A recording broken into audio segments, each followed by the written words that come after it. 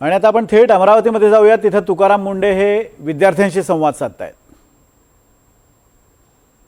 परिणाम होतो त्याच्यापेक्षा योग्य प्रश्न काय आहे? कारण मी जिल्हा परिषदेला सीईओ म्हणून 2 ठिकाणी काम केलेलं आहे, महानगरपालिका 3 ठिकाणी म्हणून काम केलेलं आहे, जिल्हाधिकारी म्हणून 2 ठिकाणी काम केलेलं आहे. म्हणजे कमीत कमी 4 आणि 3 7 आणि 2 9 ठिकाणी शिक्षण व्यवस्था चालवण्याचा याच्यामध्ये भूमिकेमध्ये मी राहिलेलो आहे.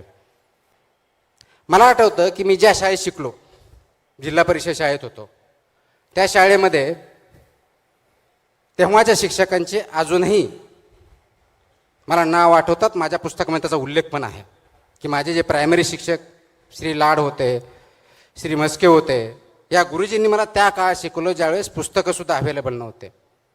ते गावात राहायचे आणि ते फक्त विद्यार्थ्यांचे शिक्षक नव्हते, ते गावांचे जवळजवळ शिक्षक आणि गायडन्स होते. आपल्याला नॉन शैक्षणिक कामं जास्त वाटतात. आपला ज्या ठिकाणी कार्याचं स्थळ आहे त्या ठिकाणी जाण्या आणि येण्यामध्ये किती वेळ जातो? डिस्ट्रिक्टच्या हेडक्वार्टर किंवा रिजनलच्या हेडक्वार्टरमधून जाण्या येण्यामध्ये तो वेळ आपण अध्ययन आणि अध्यापनामध्ये घालतो का? विद्यार्थ्यांचा स्क्रीन टाईमबद्दल बोलतो, स्वतःच्या स्क्रीन टाईमबद्दलचं काय?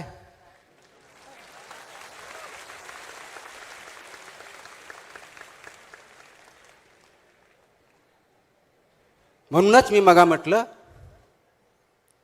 प्रवाह योग्य आहे का हा प्रश्न विचारा. दुसरा चुकतोय म्हणून मी एक चूक केली, दोन्ही चूक म्हणून एक बरोबर असं कधीच होत नसतं. शिक्षक म्हणून तुम्ही समाजाला दिशा दाखवण्याची, समाज घडवण्याचं दायित्व तुमच्यावरती आहे. समाज म्हणून समाजाचा आहे. परंतु फक्त शिक्षकांना दोष देतात, जेवढं चुकीचं आहे तेवढंच ते बरोबर पण आहे. कारण दिवसातले काही तास विद्यार्थी ह्या शाळेत असतो, तो बाकीचे तास तो कुटुंबाबरोबर किंवा समाजामध्ये असतो. म्हणजे विद्यार्थी किंवा समाज घडवताना समाज, कुटुंब आणि शाळा हे तिन्ही गट कमी जास्त प्रमाणात, पर्सेंटेज कमी जास्त असेल, ते सर्वजण जबाबदार असतात.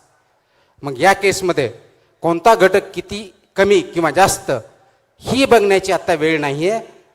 वेळ ही आहे की तिघांनी मिळून योग्य त्या दिशेनं आपला जो ओढा आहे, जो झरा आहे, जो प्रवाह आहे तो चाललाय का चुकीचे जनते चाललाय याचा विचार करून योग्य ठिकाणी वळण देण्याची आणि त्याच्यावर चालण्याची गरज आहे. ती शिक्षकांनी आणि समाजाने आणि कुटुंबाने जर घेतली तर हे प्रश्न मला विचारण्याची किंवा समाजाला विचारण्याची गरजच पडणार नाही.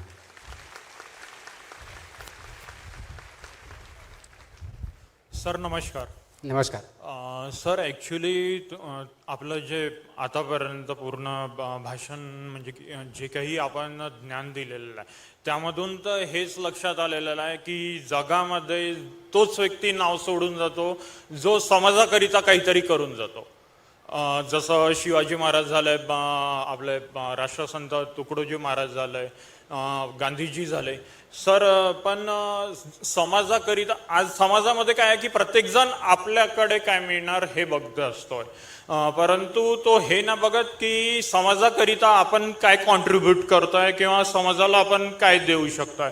जसं मॅडमनी आताच काही वेळांपूर्वी आपल्याला प्रश्न विचारा.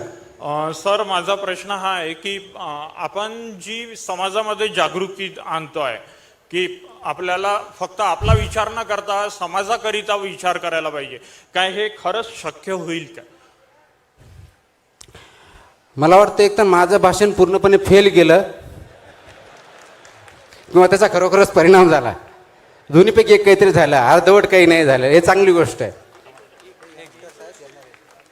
समाजामध्ये बदल करण्यासाठी सुरुवात स्वतःपासून करावी लागेल. मला दुसऱ्याला उपदेश करण्याचा त्याच वेळेस हक्क राहतो ज्या वेळेस त्या उपदेशावर मी स्वतः अगोदर चालत आहे. जर मी त्या प्रिन्सिपलवरती, त्या तत्वावरती चालत नसेल तर तुम्ही असं करा म्हणण्याची माझ्यात ताकद नसते, मॉरल नसतं, तो फक्त खोकला असतो. समाजामध्ये खोकलणारे भरपूर असतात, कुटुंबातही असतात. आत्ताचंच उदाहरण द्यायचं झालं, काल परवा मी एक आदेश निर्गमित केले की शाळा आणि शाळेच्या 50 मीटरच्या अंतरावरती आपले जे HFSS ज्याला प्रॉडक्ट म्हणतो, high fat salty sugar products विकायचे नाहीत, विद्यार्थ्यांना खाऊ द्यायचे नाहीत. त्याच्यावरती चर्चा बऱ्यापैकी सुरू झाली. त्याच्यामधला असा एक प्रश्न आला, शाळेतल्या कॅन्टीन पुरतं ठीक आहे हो, पण 50 मीटरची काय गरज होते?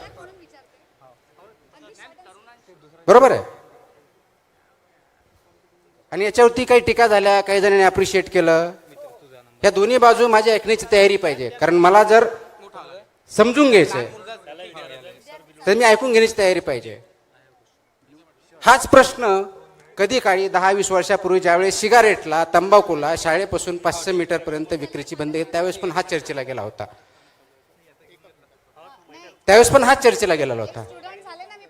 थांबा ऐकून घ्या.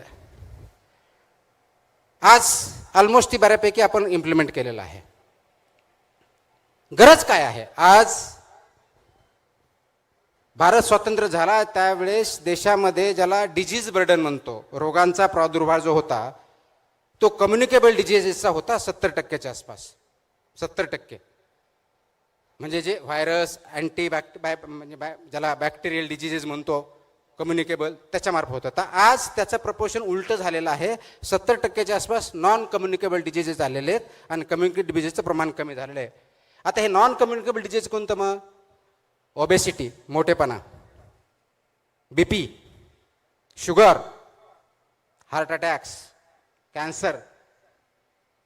बऱ्याच वेळेस असं ऐकतो की माझ्या मुलानं, माझ्या नवऱ्यानं कधी तंबाखू खाल्ली नाही, सिगरेट पिली नाही, त्याला कोणतं व्यसन नाही, इव्हन चहा सुद्धा पित नाही, तरी त्याला हार्ट अटॅक आला,